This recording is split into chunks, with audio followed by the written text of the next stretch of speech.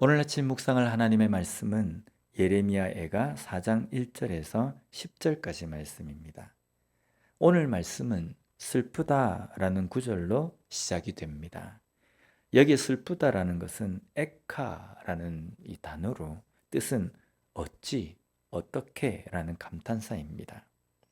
어떻게, 어찌 이 지경까지 되었는가라는 것입니다. 1절의 내용을 보면요. 슬프다. 어찌 그리 금이 빛을 잃고 순금이 변질하였으며 성소의 돌들이 거리 오기마다 쏟아졌는고. 금이 빛을 잃고 순금이 변질하였다. 성소의 돌들이 거리 오기마다 쏟아졌다입니다.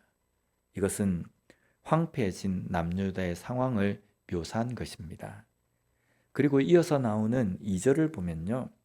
순금에 비할 만큼 보배로운 시온의 아들들이 어찌 그리 토기장이가 만든 질 항아리같이 여김이 되었는고. 보배로운 시온의 아들들입니다. 이들은 순금에 비할 만큼 보배로운 자들이었습니다.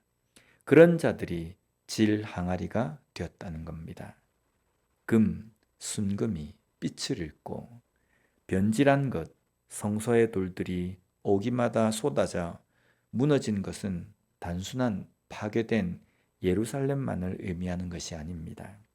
변질된 유다 백성들의 믿음이며 빛을 잃고 타락한 유다의 삶입니다. 어떻게 하나님의 백성, 하나님의 자녀인 자들, 금과 순금 같은 자들이 빛을 잃고 변질된 질 항아리처럼 되어버렸는가 하는 것입니다. 그 중에서도 4절을 보면요. 젖먹이가 목말라서 혀가 입천장에 붙음이여 어린 아이들이 떡을 구하나 떼어줄 사람이 없도다. 굶어 죽어가는 유다 백성들의 상황입니다.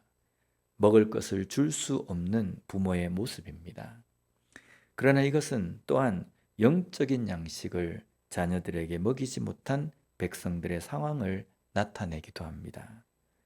영적인 양식인 하나님의 말씀을 제대로 자녀들에게 가르치지도 전수하지도 못했습니다.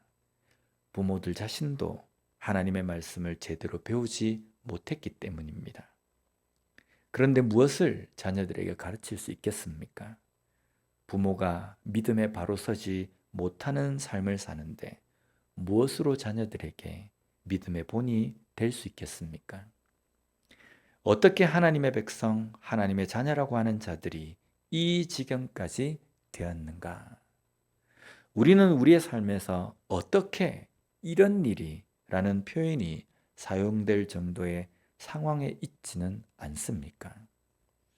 진정한 하나님의 자녀답고 하나님의 백성다운 삶을 사는 우리가 되었으면 좋겠습니다. 계속해서 6절 말씀을 보면 전에 소돔이 사람의 손을 대지 아니하였는데도 순식간에 무너지더니 이제는 딸 내 백성의 죄가 소돔의 죄악보다 무겁도다. 내 백성의 죄가 소돔의 죄악보다 무겁도다라는 표현입니다. 성경에서 소돔은 타락의 대표적인 상징입니다. 그 타락이 극에 달해서 하나님의 심판을 받을 수밖에 없는 상황이 된 겁니다. 그런 소돔보다 지금 남유다가 더 죄악이 무겁다는 것입니다. 소돔이 하나님의 심판 아래 있게 된 것은 의인이 없었기 때문입니다. 하나님을 바로 섬기며 그 말씀대로 살아가는 자, 의인이 없었기 때문입니다. 오늘 우리의 삶은 이 혼탁한 세상 가운데서 소돔과 같은 세상에 살지만 의인으로 살아가는 삶이 되어야 한다는 겁니다. 소돔에 물들어서 소돔의 죄악보다 무거운 죄 가운데 살아가는 남유다 백성들과 같은 삶이 아니라 비록 소돔에 살지만 하나님의 말씀대로 순종하며 살아가는 의인과 같은 하나님께서 찾으는 그 의인과 같은 삶을 살아가는 우리 모두가 되었으면 좋겠습니다. 기도하겠습니다. 하나님 아버지 감사합니다. 오늘 말씀을 통해서 다시 한번 혼탁한 이 시대 가운데 어떤 삶을 살아가야 하는지를 깨닫게 해 주시니 감사합니다.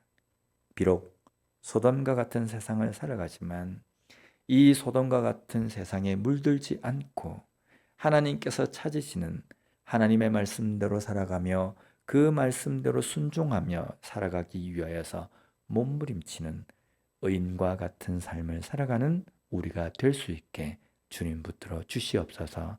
예수님 이름으로 기도드립니다. 아멘.